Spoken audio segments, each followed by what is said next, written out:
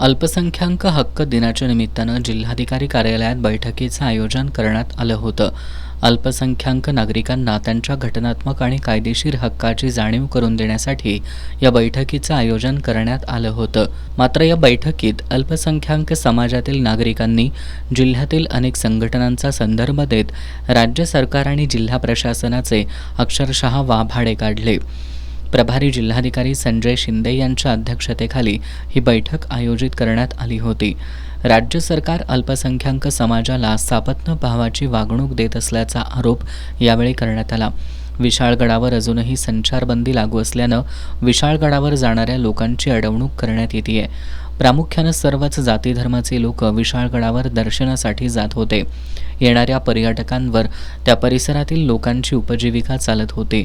मात्र आता विशाळगडावरील लोकांची उपासमार सुरू असून लहान मुलं आणि महिलांचे मोठे हाल होत आहेत. त्यामुळे विशाळगडावरील संचारबंदी उठवून त्या ठिकाणच्या नागरिकांना संरक्षण द्या अशी मागणी यावेळी जाफर मुजावर यांनी केली. ज्यावेळी जातीय दंगली घडतात अशा वेळी अल्पसंख्याक समाजातील लोकांना लक्ष्य करून त्यांच्यावर हल्ले होतात. विशाळगड आणि गजापूर इथं झालेल्या दंगलीत अल्पसंख्याकांच्या घरांची आणि त्यांच्या प्रापंचिक साहित्याचं मोठं नुकसान करण्यात आलं. पण सरकारनं केलेली मदत तोकडी असून त्यानंतर कोणतीही मदत या लोकांना देण्यात आलेली नाही. त्यामुळे एकीकडे अल्पसंख्याक हक्क दिवस साजरा होत असताना जिल्हा प्रशासन आणि राज्य सरकारनं अल्पसंख्याकांच्या रक्षणासाठी कोणती भूमिका घेतली असा सवाल या बैठकीत उपस्थित करण्यात आला.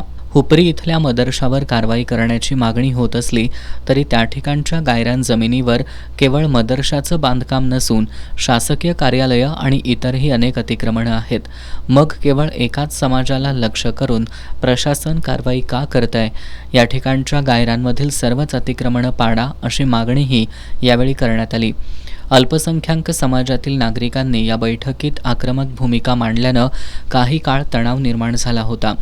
यावेळी बोलताना प्रभारी जिल्हाधिकारी संजय शिंदे यांनी अल्पसंख्याक समाजातील लोकांनी जे प्रश्न मांडले आहेत त्या संदर्भात जिल्ह्यातील संबंधित प्रमुख अधिकाऱ्यांच्या सोबत स्वतंत्र बैठक घेण्याची ग्वाही त्यांनी यावेळी दिली.